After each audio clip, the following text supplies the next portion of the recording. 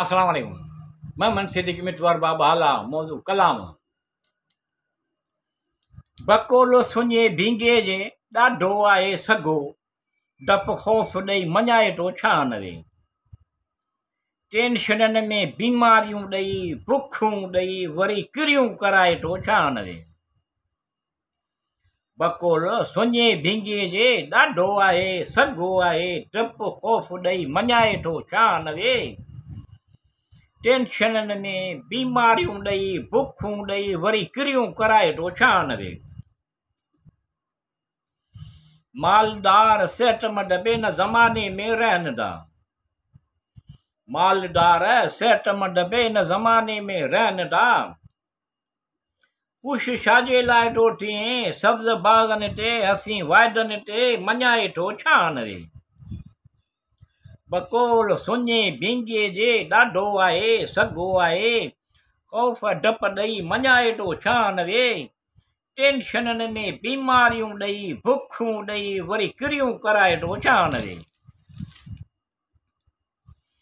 अहमियत ॾेई वॾो करे वरी फुंडो करे दो। अहमियत ॾेई चङो करे वॾो करे वरी फुंडो करे दो। ॻणतियूं ॾेई लाचार मजबूर बनाए मञाए तो छा न वे।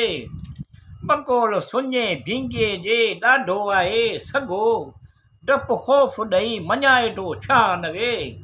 टेंशननि में बीमारियूं ॾेई बुखूं ॾेई वरी किरियूं कराए तो छा न वे। बकरीअ खे थोरो घणो गाहु खाराए वरी शींहं ॾेखारे। आरसियूं टुटी वयूं, ज़र्दियूं थी वयूं। बकरीअ खे थोरो घणो गाहु खाराए वरी शींहं ॾेखारे। आरसियूं टुटी वयूं, ज़र्दियूं थी वयूं, गले में सदाऊं ॿुधी अणॿुधी करे मञाए तो छा न वे। बकोल सुञे भींगे जे ॾाढो आहे सघो, डप ख़ौफ़ ॾेई मञाए तो छा न वे।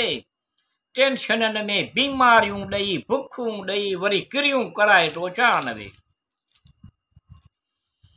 घणई बहारूं मुडूं मौसमूं आयूं,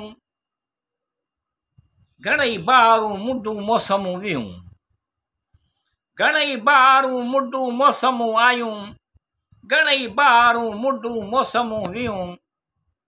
हासिल बि कुझु कोन थियो, इंसल्ट जो आदी बणाए मञाए तो छा न वे। बकोल सुञे भींगे जे ॾाढो आहे सघो, डप ख़ौफ़ ॾेई मञाए तो छा न वे। टेंशननि में बीमारियूं ॾेई बुखूं ॾेई वरी किरियूं कराए तो छा न वे। चंड खे ॾिसी ॼण महसूस थींदो आहे, चंड खे ॾिसी ॼण महसूस थींदो आहे। असां जहिड़नि खां हासिल कंदी हूंदी कई हूंदी उन बि रोशनी बेजा ॾाढो करे मञाए तो छा न वे।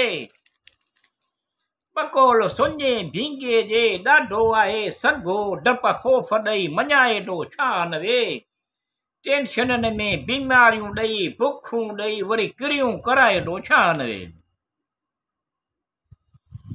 चंड खे ॾिसी ॼण महसूस थींदो आहे, चंड खे ॾिसी ॼण महसूस थींदो आहे।